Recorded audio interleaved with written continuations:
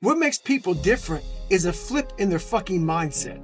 All those things that happen to you in your life, all those bad things, all those things that you blame other people for, they're now yours to own. You got to figure out a way to reprogram your mind to get outside the box. A lot of people will listen to this and they'll be motivated. They'll be fired up. They'll be so fired up it's not even funny. Motivation is just kindling. It starts to fire. But that kindling, once one raindrop hits that little kindling, it's burnt out. But it has to be something that's deep down inside. So motivation is like this. If you're married and your wife is okay and your bills are paid and the kids are good and the dog's good, if everything is good, you can find some motivation. Because why? Your life is happy. It's that motherfucker that wakes up in the sewer every fucking day, has nothing to fucking go home to, has nothing. Bills aren't paid, doesn't know when the fucking next meal's coming, doesn't know shit, and still says fuck it. I am going to do what I have to do to get to where the fuck I have to go. That's the difference between motivation and drive, and then soon, obsession. Obsession makes a person, makes other people, like, so when you're around somebody that's obsessed, most people don't have any fucking idea what to call you. So they call you crazy. They call you crazy because they don't understand where you're trying to go. Right. What the fuck you're trying to do, what you're trying to be. So to the normal person, which we're all normal, we're all very normal. Once they turn that mindset to a point where they no longer want to be so-called normal, that's when you start to find out that motivation is not enough.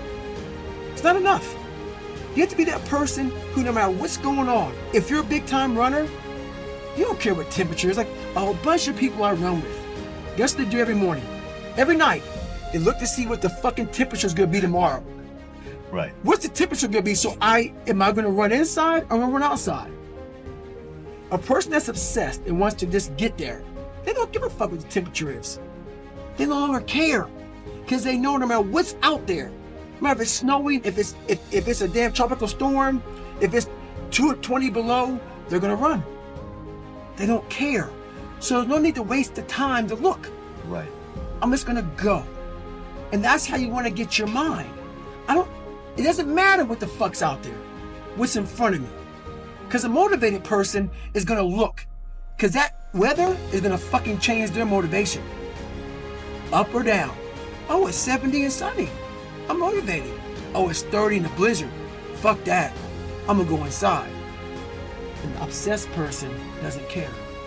They get the fucking job done. When I was in hell, I wasn't able to be in hell and be calm. Hell makes you anxious. Hell makes you want to get out of it. It's that person who has the ability to be in hell and think very calmly, very rationally about what the hell is going on. What's the truth? What's the reality? Why is my dad this way? Why are these kids calling me nigger? Why? You have to be able to piece people apart. Take it down, dissect it, and see what's going on. So back then, I didn't have those skills. I had no skills. All I saw was a whole bunch of kids like me, but I no longer saw that. All I saw was the spray painting on my car, me being called a nigger. That's all I saw. My lens was this big. It was very small fucking lens, when now my lens is huge. I see everybody for who they are and what they are. So that's the one thing that changed in me, was my reality. We always paint a fucked up reality. That's not even true. It's reality what we think is true because our lives aren't what we want it to be. I realized that God wasn't going to give me a get out of jail free card. And from the time I was born until the time I was 19 years old, my life had these hurdles. I constantly hit obstacles. Obstacle after obstacle after obstacle. And I had to figure out how to manage suffering, how to deal with it, because it'd be part of my life forever. At least that's what I thought. So in order to deal with it, I had to be able to conquer it and overcome it and deal with it and know that in this suffering there has to be some kind of growth. With every obstacle, I look at it as friction now. Without friction, there is no growth. You have to have friction in your life to grow. So I started looking at all these different things versus the woe is me mentality. Like, oh my God, look at my life. My life's so fucked up. I come from this fucked up family. I'm being beaten, I'm being abused mentally, physically. I started looking at it as the perfect trial ground. So I had to flip it upside down and say, okay, I'm suffering tremendously, mentally. Use this to your advantage versus your disadvantage. So that's what I did. Versus looking at it as like, oh my God, woe is me, I'm never gonna get out of here. I looked at it as, okay, hang on a second. If I can overcome this, if I can find some power in this, some way to get through this, that right there will be the fuel for the rest of my life. And so I found great strength in suffering. Great strength in it because why? Through all of that, it started to callous my mind over the victim's mentality. You have to recognize what you've gone through. And that right there gave me pride.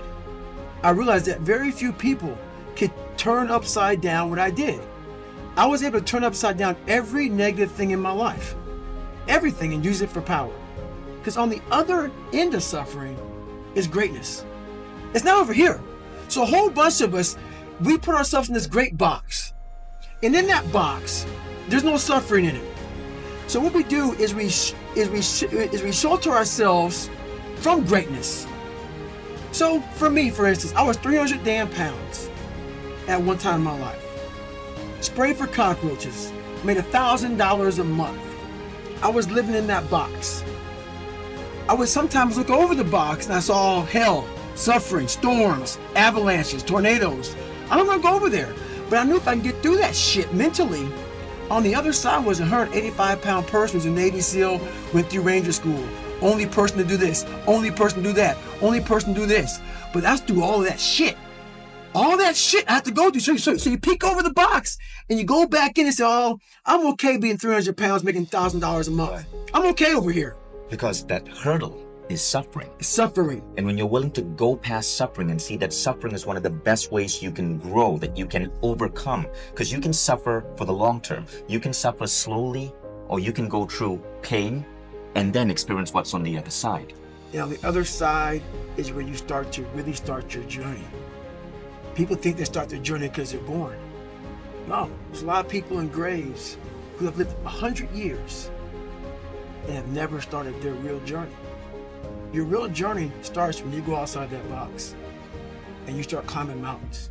You start climbing mountains. And you think you're at the top of the mountain, you go down the other side of it, you think, I'm here. And you look up, fuck, there's another fucking mountain. And it goes on, and it goes on, and it goes on. And just when you're getting ready to quit,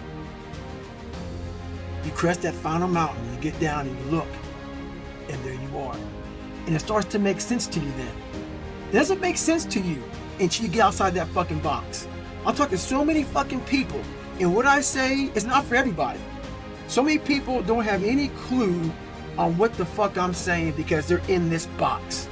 And it's their brain. The mind's a very powerful thing. It has a tactical advantage over you all the time. It knows your fears. It knows your insecurities. It knows where you don't want to go. So it will guide you away from that. And that's why the mind will always win until you reprogram it. It will always win until you fucking reprogram it.